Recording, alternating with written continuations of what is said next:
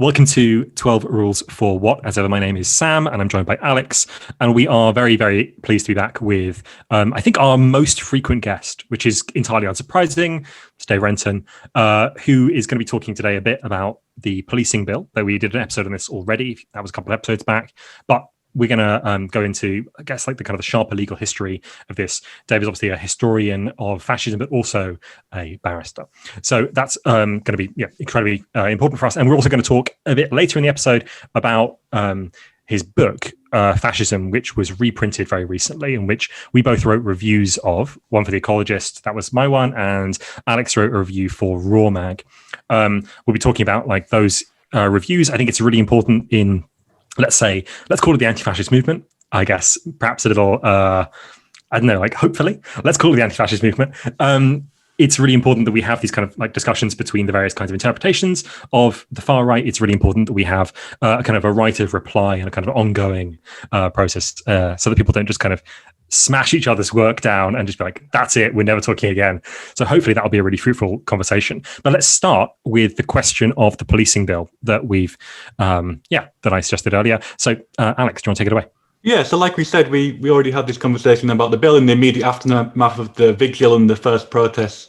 And it was basically talking very narrowly about the bill's impact on the anti-fascism and the movement as well. And this is more, we want to have a more broad conversation about the bill as it's, it's a kind of an omnibus bill. It's got a lot of different stuff in it, and it's important to think about how it affects, the wider scale. And also we wanted to be talking about this idea of, I've kind of phrased it as Tory authoritarianism, but obviously Labour have indulged in a lot of this kind of stuff too, this kind of clamping down on protest, anti-union laws, which has been a constant thing of for many decades, is these kind of gradual new laws. So Dave, could you kind of talk a bit about the bill and who is its main constituents, who are the main targets of this bill, and how much of an impact will this have? Well, just think about targets. When I talk about the bill and try and explain it, there's three sort of main things where I think you can see quite quickly who they're looking at. The first one is, we call the clauses because the bill hasn't been passed yet. It's only had the second reading. They're not sections yet. They're still clauses. It's a bill rather than that. But the first one that that I talk about to try and explain the bill is, if you look at clauses 57 and 58, essentially what they do is they look at around Parliament, there's already a controlled area, and they try and expand that, make it harder to have protests there. So, if you go back 15 years, at one point there's Brian Hoare, there's people sitting in the grass, staying there permanently. In the last 5 years, it's been much more like pro and anti-Brexit groups hanging up huge posters. The idea is just to push this sterile zone in which no one's allowed into Parliament further and further and further. So you get further and further away from the kind of old tradition of people coming to Parliament, lobbying their MPs. Maybe you can still lobby, but you certainly can't protest within any meaningful distance. That's the first thing. The second thing, which lots of people have talked about, is the stuff about travellers. That's clauses 61 to 63, which create a new offence of residing on land without consent or with vehicle.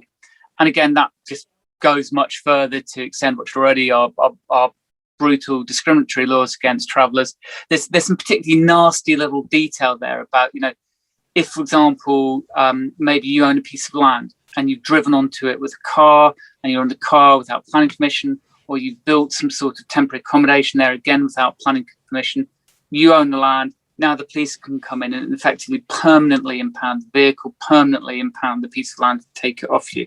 So that, again, is pretty bad, frankly. And again, you can see it's aimed at. But the third group, I think, and this is the bit that for me is the really, really most bleak and potentially scary part, are clauses 54 to 60, which take a power which anti-fascists in particular are very familiar with, which is in the present law, in our current legislation, the Public Order Act 1986. It's already the case that that police can ban protests or subject to really tight conditions. But effectively, that doesn't happen to many people in society. It can only happen if there's going to be serious disruption, can only happen at the moment if there's serious public disorder, serious damage to property. And effectively, largely, this only happens to anti-fascists. And it happens to anti-fascists because, if we go along to have a conflict with fascists, there's going to be fighting. But of course, most protests aren't a conflict between two groups. Most protests, there's only one protester. So you don't have the likelihood of violence involving anyone other than, protesters and the police. That's structured into anti-fascism, isn't structured into anything else. So everything else hardly ever sees these Public Order Act powers. Now, what the bill does is it massively expands who can be subject to them, essentially either if there's going to be noise or if they may result in serious disruption to the activities of an organisation which is carried out in the vicinity of that assembly or protest. So who's that's going to affect? And examples I've been thinking about here, firstly, think about targeted protests. You're a trade unionist, you put up a picket line. If that picket line has any success at all in terms of stopping people going to work, then the employer can just ask the police to say, excuse me, would you mind banning this assembly or banning this process? And clearly the bill enables them to do that. Or you might think about green protesters saying we're tremendously upset about the destruction being done by this particular company.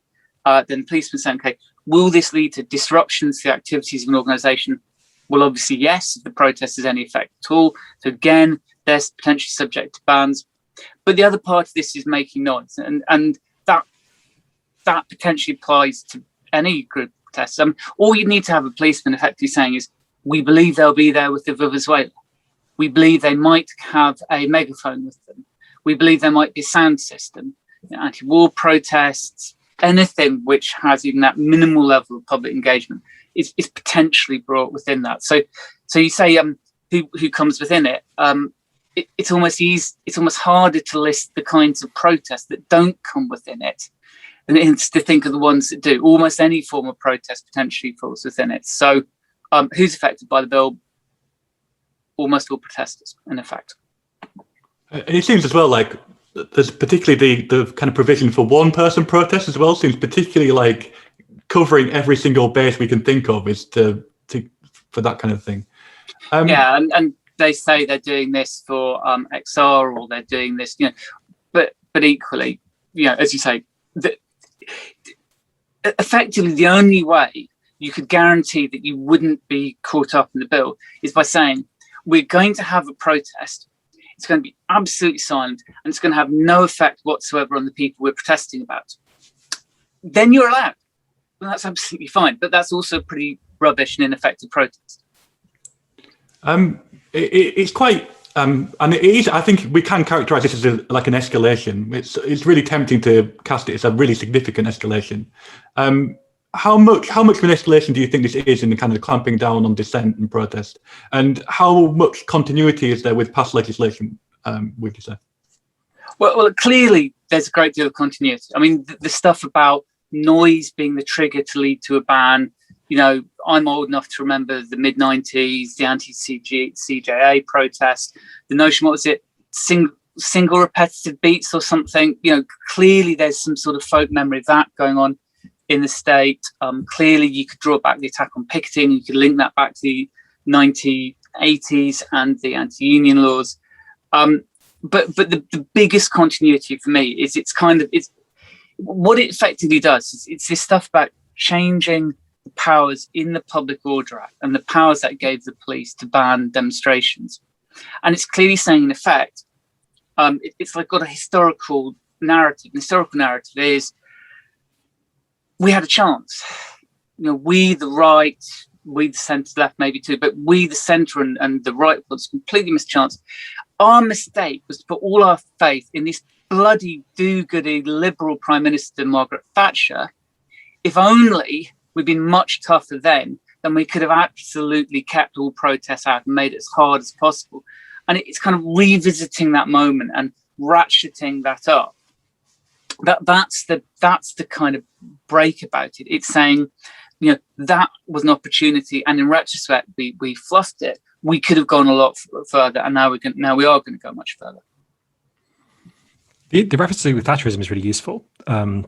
And it's also kind of salient for the question of fascism more broadly. So Stuart Hall has this remark, I think it's in the 1980s, when he's saying that the left in Britain is focused excessively on anti-fascism, and that using the framework of anti-fascism to address Thatcherism. And it's kind of like ratcheting up that authoritarian kind of ratchet.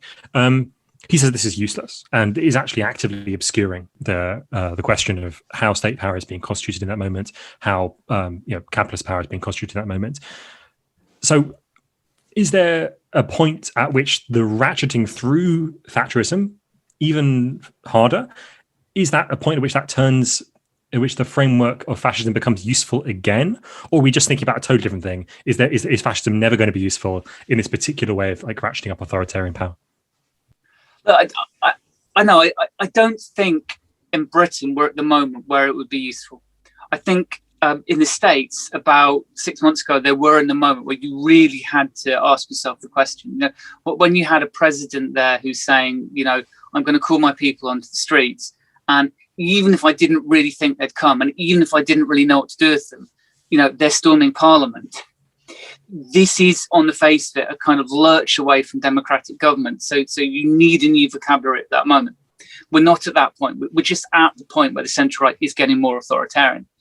And I think that the thing to take from Stuart Hall, for me, is just, it's this horrible thing that fascism, it's kind of absorbed our ability to imagine an ascendant, confident right that's taking away popular powers. All we can do is assimilate that to fascism. But what we can't do is just tell its story in its own terms. We can't just have it becoming more and more aggressive, more and more nasty, because and one of the reasons why you might want to allow it, why you want to have a political vocabulary to talk about the right becoming more aggressive without getting to fascism, is, in terms of police powers, if you wanted to do a history of Britain over the last 35 years, there's Thatcher, there's Blair. I mean, what's the famous thing that after 10 years in power in 1997, starts 97, gone by 2007, someone counted up and it introduced, was it 2,000 new criminal offences?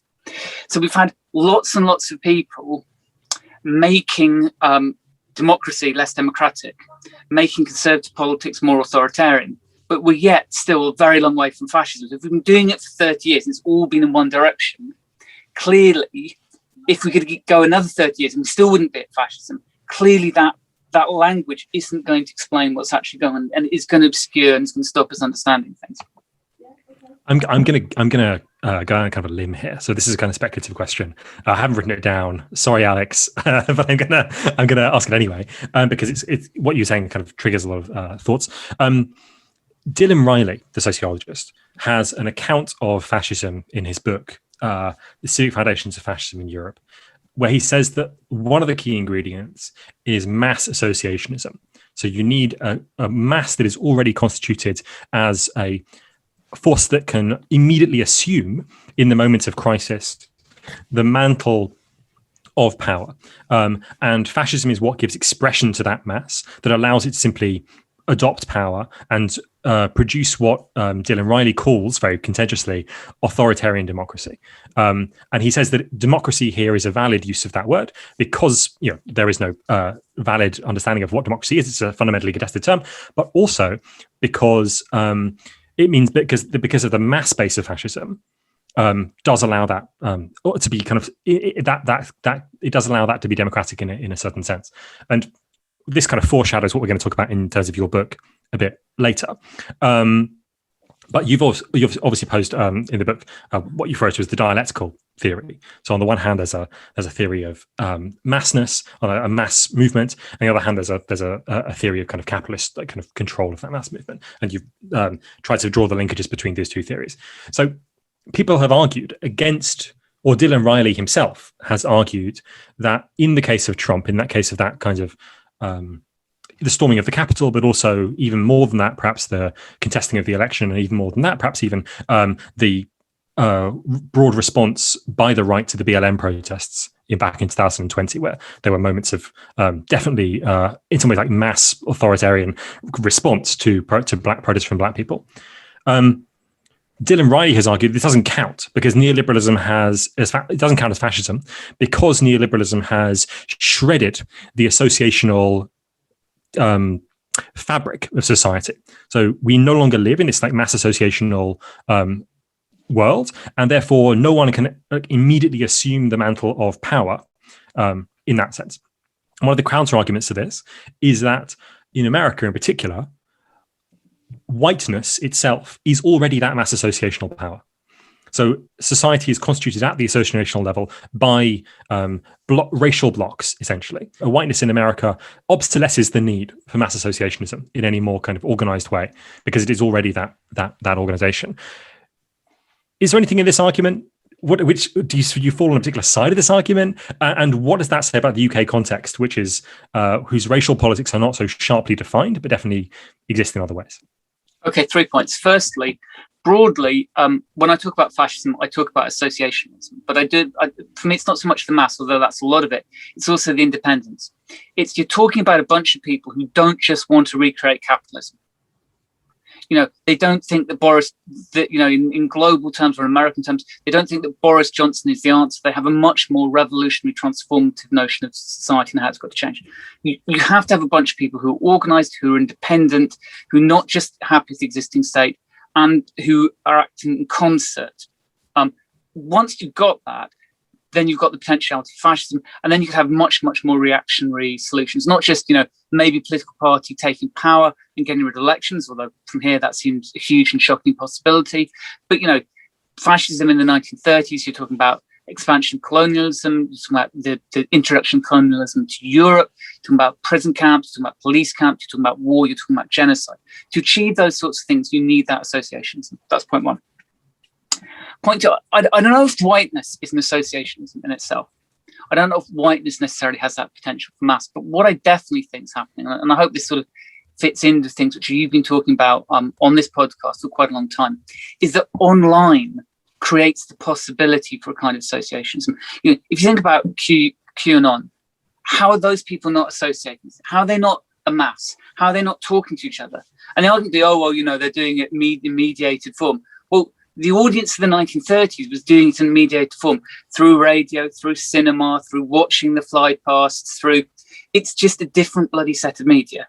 Yeah. So I think that there is an associationism, and that, again, one of the things is not just that we don't really have a vocabulary for the way in which the right has been changing, because we could go back to Stuart Hall or something, but what we really don't have a vocabulary of is how the online politics and that kind of digital connectedness changes the states and changes the rules of politics. That's the real absence. And finally, where's this all leave Britain? I mean, look, where's the independent associations? What would that mean? That would mean that the Conservative government was going off and having meetings with Piers Corbyn or something, or the anti-COVID people, and clearly they're not remotely interested in them, because one part of that group, of the two groups, one's got all the power, all the influence, all the control of the state, and the other's worth nothing. So in terms of are we moving towards fascism? No, because the independent associational element is just so incredibly weak. Great, that's exactly what I thought you were going to say. Yes, excellent. I'm very glad. On the question of lacking that kind of media theoretic account of mass associations in the time of the internet, great book coming out very shortly. 12 was still what, blah blah blah, etc. Okay, we do enough self-promotion already, man. Like, not in the middle of our interviews with esteemed guests. I mean, I just to come in on that as well. The kind of the group or the kind of movement I would associate with fascism right now, which obviously Patriotic Alternative, which we haven't done a full episode on. We're still working out a lot of how we're going to do that, because we want to address it properly. But here is a kind of independent group, completely reject the Tories, are committed Nazis who love Hitler. Here is an example of kind of an independent, small but growing, publicly organising group that I think we need to be concerned about. And if we start referring to like the Tories as fascists, or start using this language, then we don't have a way of distinguishing between that Patriotic Alternative and other kind of independent small groups that definitely need to be opposed, and a broader kind of politics which we're all engaged in as the left as well, which is an important thing. This is like a whole left struggle, as it were, rather than particularly anti-fascist struggle. And there's also all manner of other problems with it, which is that right the way back to the 1930s, we know that calling the alarm on fascism serves a political function even within the left. It says, here is a real emergency moment. If we don't confront these people now, we may not exist in 5 or 10 years' time. Now, to my mind, you do that to people who deserve having that called on them, and saying, if you use it in a context where that isn't going to be the outcome, people watch and hear, they see you doing it, and the next time you call, they go, well, what the hell? You told us we had to stop these people, otherwise it'd be disaster. We didn't stop them and they just fizzled out. So what on earth are you doing this for? So that's why I think you've got to have, to some extent, an integrity between the left and our audience, that we think quite hard about when we make that call. And we do make the call, but when we do, people know that we're serious about doing it because we really mean it this time. I think there's also kind of a more, I totally agree with that. I think there's even kind of like something that's very similar to what's called, I think in epidemiology, although of course I'm not an epidemiologist, the prevention paradox. So they had this in Germany in the first wave of COVID. The first wave of COVID didn't really hit Germany. And so everyone said, just nothing happens. Why pay attention now? And now Germany has a massive wave, right? So there's a problem in which by anti-fascists being relatively effective at essentially taking apart, because the tactics and strategy of anti-fascism at the level where you've got a group of 10 people who you think might become a thing, and where you've got 100,000 people who are already a thing, are obviously very, very different. And so by anti-fascists being effective at this fairly low level, which they have been kind of historically, at least in the UK for quite some time now, by taking that apart, you actually end up with this problem where no one believes that it's a threat. So the fact that no fascism has not returned since the Second World War at the scale that it was beforehand doesn't demonstrate anything about the fact that fascism is not still a threat, although I totally agree that it's not a threat that is constituted like this particular threat is. Returning back to the bill, I wanted to think about how this bill might affect the far right themselves. So there's been a tendency in the far right, particularly around Tommy Robinson, who is now a very much a chastened figure, perhaps culminating in what's called the Day for Freedom, which is a thing in 2018, where there was a massive stage put in the middle of Whitehall and lots of speakers and lots of massive video and people being flown in from around the world. And it was a big kind of media spectacle, happened exactly in the center of power, right? And so the point was that we are here, we are speaking directly to the state. We are contesting the state. That was kind of that was the spectacle of it. That was the point of it.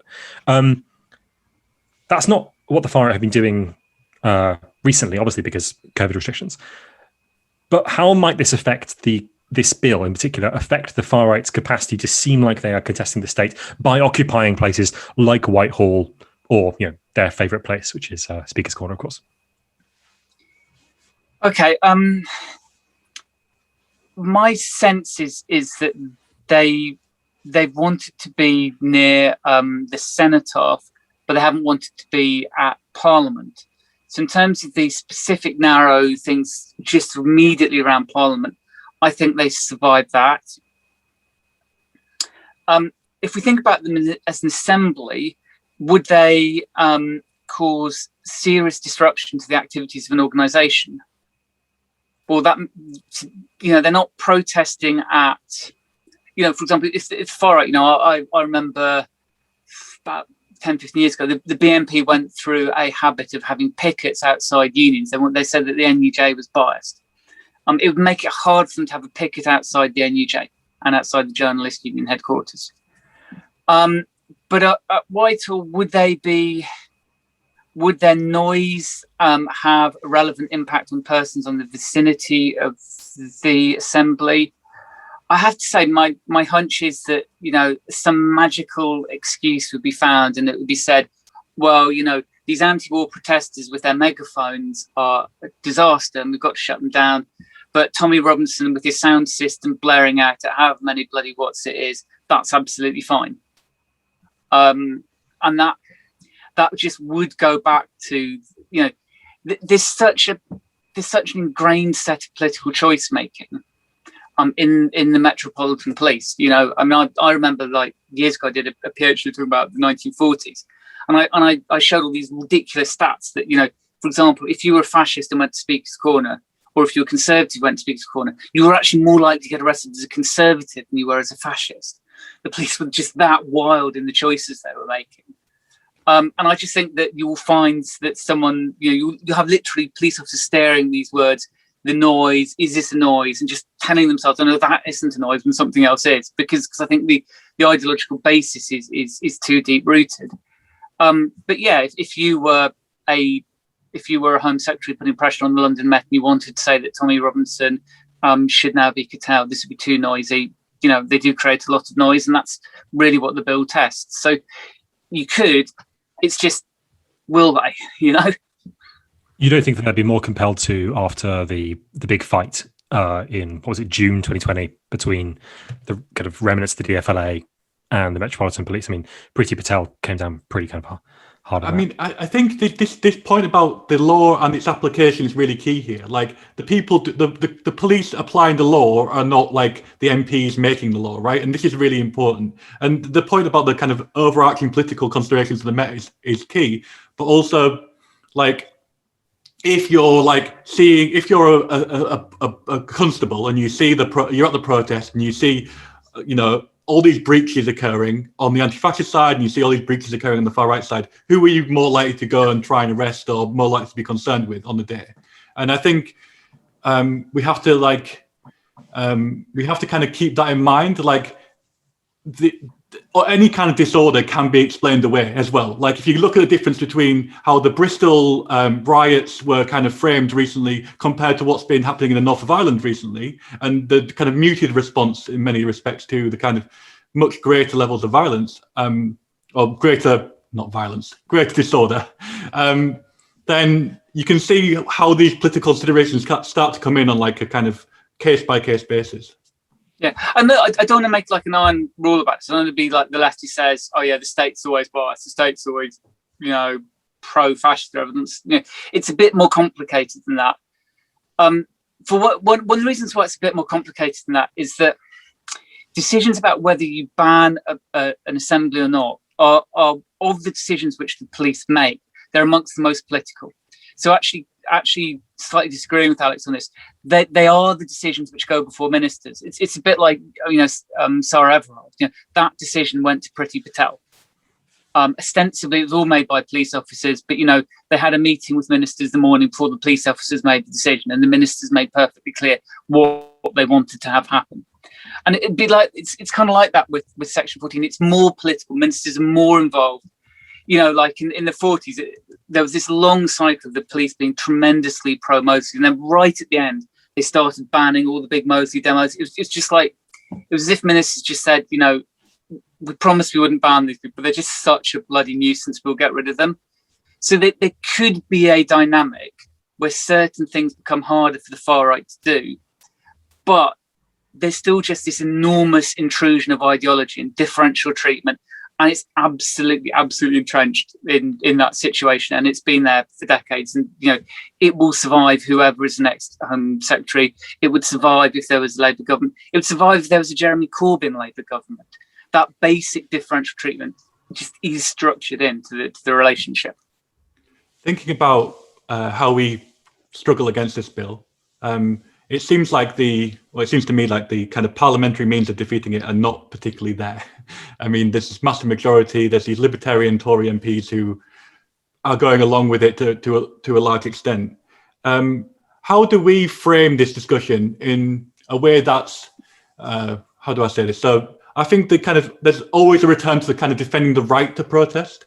And obviously, the problem with that is that rights are very negotiated and kind of qualified in many ways. And in fact, the rights to freedom of assembly, the right to assembly and the right to they're qualified rights. Is there a better way of talking about this stuff than rights? And how do we kind of like how do we continue this struggle now we're kind of a month into this kind of thing? Okay, well, there's two things there. There's a point about libertarian Tories and there's a point about rights. In terms of libertarian Tories, I do think that it's worth putting a little bit of effort there. Not a lot, but a little bit. And my reason kind of goes like this. Because the Tories have this huge majority, that does mean there are an awful lot of MPs who aren't on the payroll, who are on the backbench, who don't really know what they're going to do with themselves. And it's always the case that if you're a backbencher, the way you get promoted, the way you get into that ministerial role, particularly on the Conservative side, is actually by presenting yourself as a bit of a troublemaker, voting against the government, or maybe voting against the government, giving them some incentive to sort of bring you into the tent and buy you off. And I think for that demographic of Tory MPs, they've had quite a lot of thinking to do over the last year and a bit. You know, there was an option open to them, which is kind of the Donald Trump route, or in British terms, the ERG route, which is basically say, COVID's a fantasy, we're against the lockdown, we just want all business to go on as normal. And they had all the right-wing press opening up space for them to carry that argument. And basically, I think they backed away from it. And they backed away from it because it was completely electorally toxic in the United States when Trump actually run that. It meant that he was calling essentially for the death of his own voters, and it essentially lost him a presidential election, which in retrospect he could quite easily have won. It's just been really stupid in Britain because, you know, it just hasn't connected with the vast majority of people for kind of similar demographic reasons. That while the people who read the Daily Mail, while the people who write for the Daily Mail have a lot invested in right-wing ideology, the people who read it are old and vulnerable to COVID. So there's a similar thing. You kind of want to go down this mad, fantastical route. It's good for your career, but it's too much. So I think there's an element within conservatism of people kind of rethinking and pushing quite hard down the route of, no, we're not like that. Essentially, the backbench Tories, you know, they're not Donald Trump. They're, the example might be, who's that person I'm thinking of? David Davis. You know, David Davis, who's best mates with Shami Chakrabarti. That's how they want to reinvent themselves. They're libertarians. They're arguing for exactly the same thing, but with a much more sophisticated spin. And it goes, it's not that COVID is the reintroduction of Stalinism into Britain, or COVID lockdown has that effect. It's just, do we really want to have a government that cracks down on civil liberties? We're tremendously in favour of civil liberties. So, you know, I mean, one thing I've certainly noticed, if you look at The Spectator, for example, you know, The Spectator's published a whole bunch of articles attacking COVID, talking about its threat to democracy. Bluntly, you know, say this to listeners, some readers may have spotted this, they have asked me to write for them, which is a very strange and unfamiliar experience, having one of the major in-house magazines of the right wanting people to the left to feed their readers with arguments for the, you know, a libertarian arguments for the danger of Johnson's authoritarianism. So I don't think this stuff is trivial. I don't want to exaggerate it. You know, I'm one writer. What do I count for? You know, there is a bit of space there, and you know, but again, I don't want to exaggerate. I mean, if someone was going to start saying, "Oh, you know, what we should be doing is looking at getting Tories to vote against this at the second reading or something," there's a really simple, short answer for why that won't happen. It goes like this: there was a second read, the third reading. At the second reading, they had a vote. How many Tories voted against the bill? None. How many Tories abstained? None. So the idea that Conservatives are going to split over this, it's suddenly that, you know, that David Davis, having done all these speeches, how he's Liberty's best friend in the House of Commons, is going to vote the right way on this. He's not. So I think you kind of have to try and open that ideological space. You know, saying to people, you say you stand for this, well, show us that you do really. You have to do a bit, but across the movement's whole, it'd be a complete waste of space to put any energy into it. On the other thing, from the point of view, seeing it from the point of view of the left, I think there's a really, I think you're right to want to get people to move away from a notion of rights. There's all sorts of things which rights can't deliver in terms of social victories. That a language of right individualizes the problem. It poses it always as the individual is their opportunity to speak, restricted is the individual. It never creates opportunities for movements. It only creates opportunities for individuals. And historically, it is not a coincidence that rights language has grown enormously in Britain, Europe, America, and the world over the last 50 years under neoliberalism. There's certain deep homologies of approach between rights discourse and neoliberalism with its notion of everyone as an individual in relationship to the market. So to some extent, we have to get away from it. But I don't think we can pose anything better to that than the notion of people and the notion of groups of people and the notion of groups of people taking power into their own hands by going into the streets. I think those are the best things that you can come up with if you don't want to just say defend the right to protest. The best thing you can say is when people go into streets, we have a power. And to get people to take part in protests because they feel and sense that power themselves. That's the only alternative I can think of. I don't think at the level of discourse or ideology, there's something that we can do that steps over rights and becomes the alternative organizing rhetoric that delivers rights without having the downside of individualizing the struggle, turning it onto legal terrain, make it really, really easy for it to become just someone like holding their hands together and saying, please judge, please judge, please judge. And like the Sarah Everard case. You know, I mean, the Sarah Everard case was the absolute embodiment of why rights discourse is insufficient. You have going into court and into High Court at 4 o'clock on the Friday, the day that, you know, we know that Kate Middleton's going to go down and give her grievance. You know, there's this huge public majority say something's gone wrong. They go before the judge. They say to the judge, we're defending the right to protest. They say, you say it's qualified right. Yes, it's qualified right. In other words, there's no absolute right to protest wherever you like. On the other hand, equally, plainly, the sorts of situation we've had under COVID where all demonstrations have been illegal is plainly unsustainable, contrary to the law, contrary to human rights, contrary to common law. The judge knows this. So obviously the Sarah Everard protesters, who, you know, some of the best left-wing lawyers in Britain, obviously they're going to win. And yet they're smashed. Now, why are they smashed? They're smashed because on the side of the police, you've got a bunch of class fighters. And on the side of our liberal lawyers, you've got a bunch of rights advocates. And the class fighters for the police beat the rights advocates because they're prepared to play dirty. They say, oh yeah, totally concede. Yeah, we accept that COVID as a regime has been completely unlawful, that the protest ban has been against the law. But you know what? All the law says is that we have to consider a demo, your right to protest on an individual basis. And we've considered it, and sorry, we're refusing to allow it. And then the liberal lawyers go, oh, but you've not allowed any protests for 3 months. Judge goes, well, I'm not interested. All we're talking about is this individual demo, and on this individual situation, on this individual circumstance of looking at your rights, I find that the police's balancing exercise has respected your rights. So the class fighters for the police smash the rights advocates on our side. The Metropolitan Police's admission that the COVID protest ban has been unlawful has no weight, no resonance in society at all. Rights discourse leads us to a defeat. We need to get past rights discourse, but it's really bloody hard to think of an alternative discourse that has a popular register and just enables us to step over it and undo the last 40, 50 years of people associating with that project with all its weaknesses. That's all I was hoping you would have some magic answer you could just trot out and we could just immediately start promulgating it to the rest of the, you know. Well, consider it promulgated. I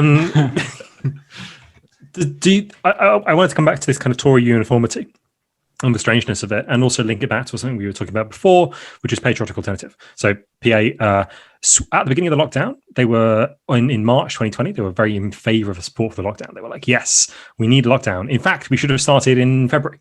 In fact, we should have banned anyone from China from ever coming here. In fact, we should have done all these other things. And so there's a kind of authoritarian fantasy that they indulge in. And then very, very, very quickly, they just switch to being essentially conspiratorial. COVID is fake. It's not real. The government is just lying to you. It doesn't matter, blah, blah, it's nothing. They're just trying to control you. There are two possible explanations, I think, for this. One is that they're trying to differentiate themselves from the Tory uniformity. They're trying to say, okay, we're not like the Tories. We're not officialdom. And the other explanation is that their social base, the far right in this country, which is a real constituency, although it's not organized yet, or it has been kind of variously organized in different ways, right? It was kind of semi-organized around Tony Robertson, but it wasn't really organization. It was like kind of audience influencer kind of relationships. And then there was, I guess it was kind of mobilized by the DFLA momentarily, but it wasn't really kind of ever organized into a coherent party or anything like that. So are they simply trying to differentiate themselves from the Tories, do you think? Or are they trying to simply appeal to the base that has these conspiratorial beliefs already? I don't know, this is sound tremendously crude. I'd say the latter. Just years of watching different groups on the left, on the right, wherever, you see those sorts of shifts the whole time. One person says, look, here's our unique selling point ideologically. here's a mass movement we can relate to. Well, who cares about the unique selling point? There's a movement. Suddenly we can talk to people, we can seem bigger, we can seem like we're having an influence. And I don't know, it just feels to me like almost certainly that's the explanation. Yes. Also, actually, a lot of these like far right parties, they actually care about very few things deeply, like anti-Semitism, anti-left kind of stuff, and everything else is kind of instrumentalized for the particular moment as it suits them, right? Like that's the thing. And I think that is what's happening here. Like I don't think they actually really care about COVID or think it's fake or anything. It's just a kind of a lever which they can pull and try and pull different levers. Yeah. If you think about a much bigger story, if you look at the major social movement influences on the American right, vast numbers of them right now are fascists or close to fascists. And I mean, at the very least, they've got a sense of a strong state, an authoritarian state. Loads of them, 2, 3, 4 years ago, called themselves libertarians. And so they're in favour of smashing the state, absolutely wrecking it down. Now, if you were talking to a bunch of leftists, the idea that someone could go from an anarchist to a Stalinist would be really weird. It'd be like, no, if you're an anarchist, that's exactly what you hate. And if you're a Stalinist, that's what you love. How could you do this big flip? But on the right, it's happened again and again and again. It's because other bits of their ideology are more important to them. There are other things which matter more, where they position themselves on the strong, weak state thing. That's just not it for them. For some of them at the margins who are super ideological, it is. But the way ideas function on the right and the far right is different to how they function on the left and the far right. They're not. People aren't expected to have that same kind of intellectual consistency and coherence that for whatever reason we expect. A good example of this is Caitlin Bennett, who like interviews people and is a far right kind of character. Has this kind of organization, Liberty Matters, which went from libertarian to essentially monarchist for Donald Trump, and like explicitly saying we are monarchists for Donald Trump. And I don't know, you can't get a clear example of that kind of switch going on. I mean, QAnon has done exactly the same thing, right? So there was the function of QAnon in the conspiratorial milieu is to make people who were deeply suspicious of state power in all its forms completely root for it in the most like authoritarian, pro CIA, pro FBI, pro kind of NSA forms. Like that's their kind of politics now. Yeah. What does this mean for the long durée into the future? I suggested last time that we talked about this, that the state was anticipating something. And they're anticipating essentially an uptick, I'm assuming, in climate protests. I mean, the legislation is obviously triggered to some extent by the XR protests. And they're expecting a mass opposition, I'm assuming, around the question of climate. I don't think that the state can decarbonize. I don't think that capitalism is going to solve the climate crisis. And so I think that essentially what the state is doing here, in this particular instance, is just getting ready for a further ramping up of the policing of protests, such that the protests against climate change don't make as much fuss in society as climate change will. Is that something else that they might be anticipating? Or is that basically it? Look, it could be. I really doubt that it's that long-term a process or that long-term thing.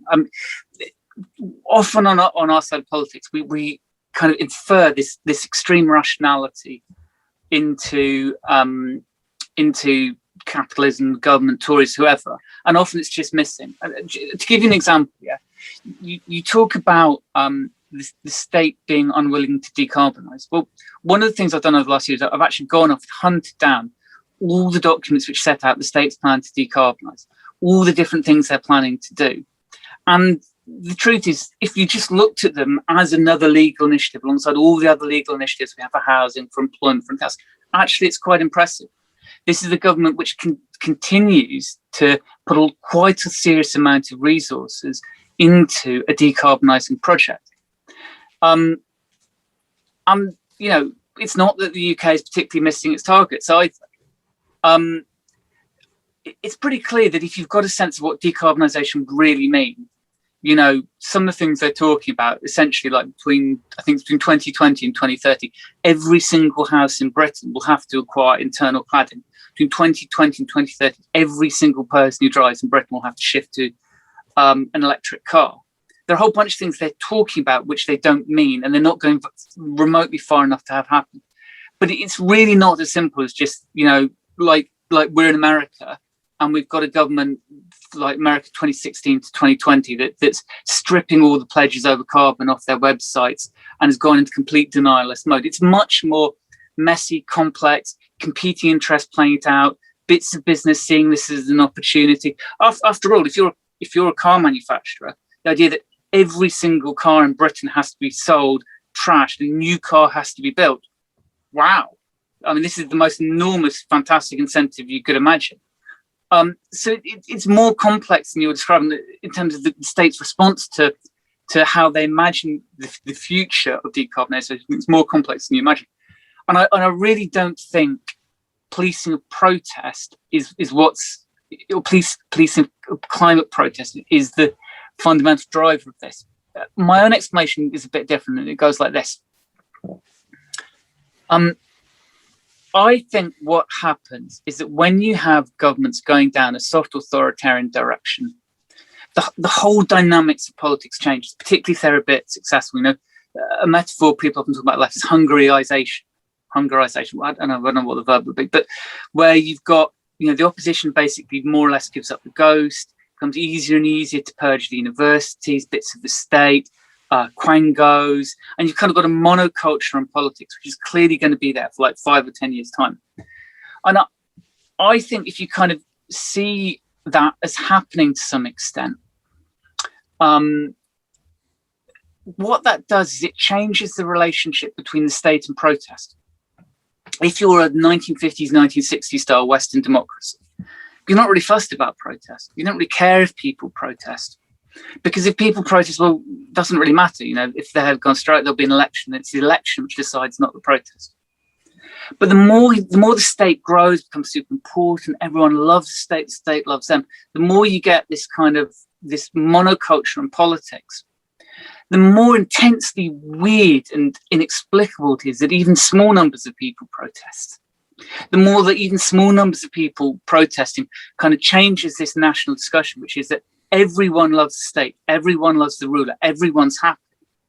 That small protests suddenly take on a kind of a threat, which they didn't have before. That's why, you know, if you think about all around the world, a lot of the kind of in between, the not military dictatorships, not democracies, the kind of managed democracies, all of them are going through a cycle of absolutely cracking down on really small amounts of protest. And these are places where if you had an opinion poll, the governing party had 80% support. It's because they're so popular that even small amounts of protest suddenly seem really very challenging indeed, because they break through this national story. And for me, that's how I read what's going on, that it's the kind of, it's the authoritarianism of people who think they're winning and have this anxiety that there's this hidden turn of popular opinion against them, which won't show up in the opinion polls, which won't show up in the press, which won't show up in public discussion, but will be there. And they don't want it to manifest itself. That's how I read what's going on. And I don't sound all conspiratorial about this. I certainly don't want to say that, you know, we're in the dying days of democracy. But I think as you get more authoritarian, as you get more managed, the kind of impact of protest becomes bigger, and therefore the desire to clamp down on it becomes much more intense. I think I partially agree, but I'm not quite sure in what ways I disagree. I don't think that the state is not decarbonising. I think that capitalism as a whole will not be able to decarbonise. My point is that climate change essentially will do what they think it's going to do. Right? Like it's not. There's not going to be this kind of astonishing looking graph, right, where you get the really intense building up of CO2 in the atmosphere, and then, you know, over the next 15 years, it just kind of goes down to zero. That's not going to happen. That was the point I was trying to make. Look, all my point on that is that is calculated into their thinking, but that influences them on a longer term perspective than a single protest bill. We've also got when we're thinking about the long term as well, like it's not like it's very rare that these kind of restrictions on protest are repealed. Like there's kind of a little bit built on a little bit of through the years and through each bill and when it gets turned into an act.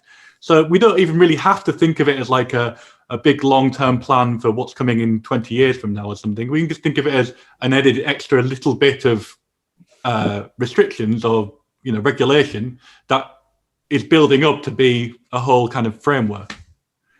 I don't know. That's but also I think some of it, Some of this is about kind of instincts of people who aren't necessarily that bright. Yeah. I mean, one of the things which is going on at the same time is that there's an immigration bill. And when you read immigration lawyers about it, they kind of vacillate between two seemingly completely opposite thoughts on it. One is, this is completely irrelevant. It's just the state claiming all sorts of powers, which actually it's got already, and it won't make any difference to anything. And then there's another bunch of immigration lawyers who look and say, oh my God, have you seen the detail of this? If they do this, and every single time you try and stop a deportation, there's going to be an automatic presumption that you're going to lose, an automatic presumption the person's actually going to be deported, an automatic presumption that the solicitor's going to have to pay wasted costs for even having the temerity to go into state. It's almost like it criminalizes the process of being an immigration solicitor. So you kind of feel this kind of lurch between a bunch of people saying, look, they're already authoritarians anyway. Do you know how hard it is to get into the UK?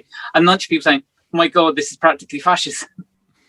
And one of the reasons I think why in that context people are so torn in their different reactions to it is that you really don't get the sense reading it that the people who drafted it have any feel for the things they're trying to change, have any clear idea of what they're trying to do. They've just got horrible right-wing authoritarian instincts, and they're just shoving down on a piece of paper, what can we do that would really hurt and annoy people? I think if you can see it like that, that helps to understand the protest thing as well. You know, why did Priti Patel want to shove through this immigration bill at double quick? Well, as far as I can tell, the reason why she did is because at the end of last year, a bunch of her civil servants got ticked off for putting out a pretty horrible thing on Twitter. She retweeted their video when she wasn't supposed to. 500,000 people watched it. Whoa, she broke through into the attention economy. And a lot of legislation happens like that. It's people who don't necessarily have a really long, coherent plan, but they've just got some really bad, stupid instincts about how they want society, the state, and so on to change, and seeing what they can get away with. You know, it might be that, for example, the assumption at the Home Office is, well, we'll shovel these things down on paper, and actually Parliament will kick bunches of it out. Or if Parliament doesn't, the judges will kick bunches of it out. We won't get all of it, but let's at least, for the moment, ask for the most that we can imagine and see what happens. And I think, again, if you kind of see it to an extent as an improvisation into politics, as a testing like that, it's much more coherent than seeing it as some worked out plan which is designed to lead us through the crisis of the next 3, 5, 10 years. I just think it's opportunity, try it, not really understand, not really care how much damage it does, and just see what happens next. Yeah, and in that sense, it's very similar to the far right in general, right? There's lots of talk about kind of metapolitics and the far right's kind of grand strategy to influence society from the outside and so on through these cultural means. And yeah, maybe some people thought that once in the 60s and 70s, but actually the actors on the ground are muddling through. There's a kind of a hodgepodge effect. The tendency is in one direction, but it's definitely lacking a kind of a really clear strategic oversight. We both wrote reviews of your book, Fascism. This is the big pivot. We both wrote, this is a republication or reissuing of this book, which I think first came out in 1990. Is that right? Yeah. No, I was 17 in 1990. 2000, sorry. Quite an advanced book for a 17-year-old, you know. Well, I mean, I wouldn't put it past you. So it's important. As I was saying at the beginning, people get to kind of a right of reply to reviews. I was very positive about it mostly. So I said that it was a really good introduction to theories of fascism. It should be used like that. It should be read by people who need a more dialectical view of what fascism contains, who need to get past the strong state narrative, who need to get past the idea of the kind of the mass association as just strictly. It's either one or the other, and so on. And so the book is really good at doing that. The quibble I had, I guess, was that dialectical was used as a description of a theory, whereas I think of it as a method of thought. Now that seems like a totally arcane quibble. That seems like a totally kind of like bamboozling. Why would you care about that? But I think it actually has quite a lot of salience for the flexibility of our theory.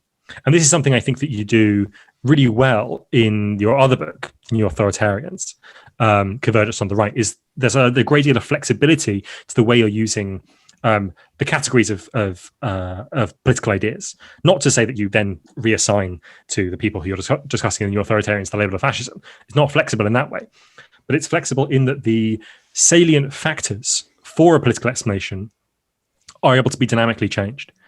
And I think this is something you were actually hinting at earlier in this conversation, where you were talking about the mass associational quality of the internet and particular forms of media and these kinds of factors. And I think that there's a sense in which the dialectical mode of thought is not just the entwinement and mutual determination of these two moments that you identify, the left theory and the right theory, but is a ongoing process of attempting to reorganize thinking around and through the contradictions of a collection of factors of indeterminate size. So psychological aspects, social aspects, technological aspects, political aspects, policing aspects, all these different aspects. And I guess that's what I think that dialectics contains. Maybe that's a totally arcane and totally kind of abstract philosophical point. I wonder what you think about this kind of reply to the use of the idea of dialectics as a mode of thought rather than as the description of a theory. Okay. I don't know about mode of thought and description of theory. I mean, that's possibly too abstract for me, if you don't mind. But suddenly when we talk about flexibility and inflexibility, there were things I was thinking in response to that, and I wonder if they'd help. The first point to make is just with all these books, New Authoritarians, first edition, my book Fascism, the most recent edition, what's the longer trajectory for people, who don't know me, or this maybe it's the first time they're hearing me, to understand? And I'll be really crude about this, yeah? In 1999, when I wrote Fascism Theory in Practice, I was a 26, 27-year-old member of the SWP. I wasn't particularly trying to come up with an original theory of fascism. I was just trying to say, here are the other theories of fascism from the 30s that people talk about. And I feel that what I was trying to do with that book was kind of absorb what was going on in the present to that model of the past. The New Authoritarians was, in a sense, an attempt to completely rewrite and update that book afresh. As someone who's 20 years older, left the SWP, getting, quite happy about the terms in which I left the SWP. Some people may know that story in 2013. And thinking about life, shaped by that tradition, but outside that tradition, and much more, anyway, having feel that tradition was intellectually exhausted just anyway. So with New Authoritarians, it's all about what's going on now. And it's all trying to say, these are some things which the left doesn't get. And which I can see as some of my generation. I'm not going to be as sharp on certain dynamics of this as people who are younger than me, who feel certain things, who grasp certain things more intuitively than me. But the things I could see are in the book New Authoritarians. With the new edition of my book, Fascism, I wasn't at all interested in what's going on now. What I was interested in was going back to what had happened. A lot of what I was doing when I was rewriting is trying to challenge these kind of really bad reflexive ways we've had of misunderstanding the past, which reflect the political battles we're in. So what happens, for example, if you say Trump is a fascist, then how do you then write the story of the 20s and 30s? And we started writing the history of the 20s, 30s, like essentially, fascism is a boorish bigot who's got privileged access to the media, who shouts a lot, who's really against international institutions, and doesn't like free trade. And I was just trying to say, this is a really, really, really bad understanding of what happened in the 20s and 30s. The newest bit of that book is me writing about the 20s and 30s and saying there are some things that we can understand now that people have only just started to write about in the last couple of years. Like, it's really remarkable. You look at historians of fascism, the most fashionable thing in the world in history of fascism for the last 2 or 3 years has been transnationalism of fascism. And people are writing about that because they can see there's a transnationalism to the far right now. And learning that in a very positive way, that's infusing and genuinely changing our understanding of the past. And that's a positive sense of relearning. But a lot of the relearning has been really, really poor. And it's just leftists wanting to win an argument now and running that argument back in time the way that you shouldn't. So a lot of the book, the history is quite rigid and inflexible because I'm insisting on that. Now, coming on to stuff you're talking about. In my theory of fascism in general, I think there's a benign inflexibility, a benign flexibility, but there's also something which, I'm not going to do, other writers are going to do. The thing which is the inflexibility I'm proud of is this idea that if you go back to this generation, 20s and 30s, they essentially had a really simple model of fascism, which is reactionary politics and this notion of mass independent activity. And those two things, their contradiction is what drives it. That inflexibility, I think, is right as a way of understanding fascism then and of understanding fascism today. The flexibility that's built into the model is that it has, obviously, the way mass associational politics expresses itself changes. If you're in the 20s and 30s, it's just after the First World War, absolutely everyone's got a gun. There's just been huge veterans movements, and lots of the fascists aren't even veterans. They're the younger brothers of veterans who didn't get to fight in the war. Those people are around in huge numbers. That's going to look different from independent far-right associationalism today. So there's a flexibility there. There's a flexibility also in terms of what reactionary politics means. If you're fascism, you come to us and there's mass workers' parties who've had communist revolutions, then your reactionary politics is going to focus like a laser on them. And obviously, it's not going to be the same in an epoch where there aren't workers' movements on that scale and there aren't revolutions. So again, this flexibility, that's going to change without the basic model being proven false. But where I totally accept there's a gap in my theory, and I'm on this podcast with two people who are writing this area, and where I think things can go, is that the danger of the model is it becomes quite narrow. It almost becomes the account of fascism as a political form. There's political ideology plus political form. Now, if you focus on those two elements, plainly that leaves all sorts of other things out. Loads and loads of other things are left out. I totally get that. I say that, for the generation in the 20s and 30s, they saw those things and they were right to say those things. But, if other people look at the crisis at the moment and see these other things and can integrate them into their dialectical theory of fascism, brilliant. This isn't, we're all just trying to find maps which explain what's going on now in the consciousness that the maps we inherit from the past are no longer quite adequate. And loads of different left generations have been through that process where you've got this notion, this is how things are going to go. And oh shit, they're not going like that. They're going in a different way. So you've got to rewrite the map. And then people in 30 years' time will pick us up and go, yeah, they got something. No, they were better on that. And that's a bit I totally would accept. Someone said, right, it's not dialectical enough because the totality that you're talking about, you're only capturing certain key dynamics. And there's more things going on in the totality. Great. I really don't have a problem with that. And if people can write that, if you can write that, guys, this would be really fucking brilliant, We'll get on it. Cool. Alex, I don't know if you want to summarize your... that's a really good response. I don't know if you want to summarize your review, Alex, or not. Oh, I completely forgotten what I'd written, to be honest. That's okay, don't worry. This lockdown is completely... I'm just looking over it again. I kind of wish I'd written a more... I wish I'd written it. I'm doing a review of my review now, so there we go. But I wish I'd written it more as a review of the history rather than what anti-fascists can take from it. Like I'm going on. I talk a lot about what can anti-fascists take from this book, which I think is a fair enough approach. But I wish I had engaged with it as a history as well, because I do that point that you made about context is so key, I think. And just thinking about I'll just also to bring it back to our book, just thinking about our kind of construction of the movement and the party and the individual like lone terrorist kind of thing going on as well. We have some of that kind of, we do talk about those things in tension with each other as well and feeding off each other. So I think this kind of general approach to understanding the contemporary politics and historical politics there is a useful kind of overarching approach, and whether that's dialectics is far too above my head to properly understand. Unlike it is. Yeah. Anyway, yeah, that's just my take, I think. It's dialectics if you're doing it. It's reductionism if someone else is doing it. Fantastic. This has been really good. Thank you very much. Do you want to plug anything? Obviously go and get Fascism, the book. But anything else? Have you got any new books? You seem to be producing books at a rate of knots.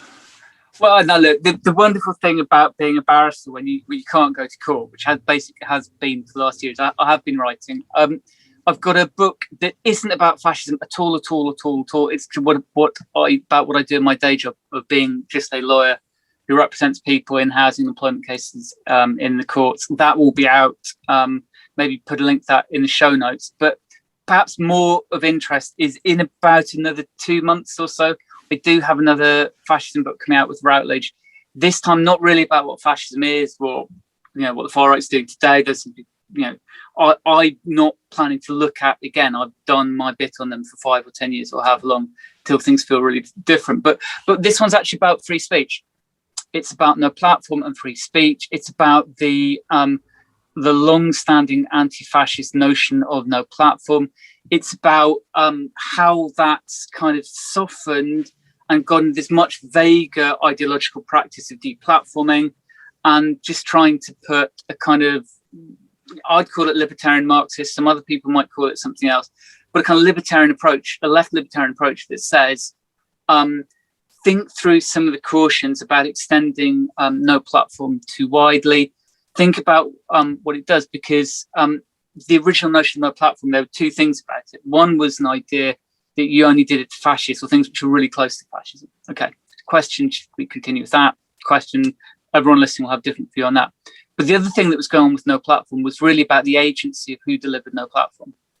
It was about, this should be about us, our movements, our people in the streets, our social power. It should be about workers' movements and their allies, and about that sense of growing human control over all our lives.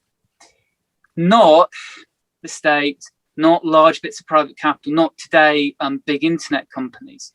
And kind of trying to get people to, it's not a, this Nazi's coming to your campus, this is what you do. It's not a, this person who isn't a Nazi, but they're hateful, they come to your campus, what do you do? It's more trying to have a conversation with people to get people to see kind of some of the two-sidedness of the opportunities, some of the two-sidedness of the threat, and just a lot of historical examples and some law and stuff behind it. So that will be out if in a couple of months' time you have another slot. Would absolutely love it if you'd be interested in it. But and I hope people who listen to this do get to see that when that comes out too. I think we want to maintain you as our most episoded guest ever, because I think it's a nice honour to bestow upon someone. And that sounds really timely and good, and I'm looking forward to reading it. And we may, here's our plug, we may discuss it in our new book club. We have our first book club coming up next week, and if you want to get involved, just message us. We're reading Bring the War Home by Kathleen. How do you say it? Hello. I thought Bellew. Bellew. Yeah. Anyway, so, yeah. I think what's a good plug for that book in this context of this conversation is that you were saying, everyone's come back from the First World War and they've all got a gun, and there's in some ways the period that Kathleen Bellew, her book covers, Bring the War Home, is the post-Vietnam period. And in some way, in America, and the rise of what's called the white power movements then, in some ways, it's a very good kind of way station between the present day and the post-First World War. People don't have quite as many guns as they would have had immediately after the First World War, but they still have a lot of guns. And there's a lot of kind of dynamics. There are new media institutions, there are new funding opportunities, there are new kind of clandestinity and this kind of thing. So it's a very effective way station for marking out this history that doesn't just have 2 points of data, right now and the 1920s, right? It's a good source of that. Anyway, you have to join our Patreon to find out more. Not you, Dave, but everyone listening to this. Okay. Great. Bye. Thanks a lot. See you soon. Thanks a lot for listening. If you enjoyed that, then you can go over to Patreon, where we now have a whole bunch of more premium episodes and essays and other things like that. We're also starting a book club for people who want to get more into this stuff. You can read along with us. We'll talk about it. We'll have regular Zoom calls. It'll be great fun. And on the higher tier, we'll even send you a copy of our 2 books when they drop. That's patreon.com/12 rules for what. All the support we get means a lot to us, and it really does help us grow this project. And thanks a lot for listening again, and I'll see you very soon. 12 rules.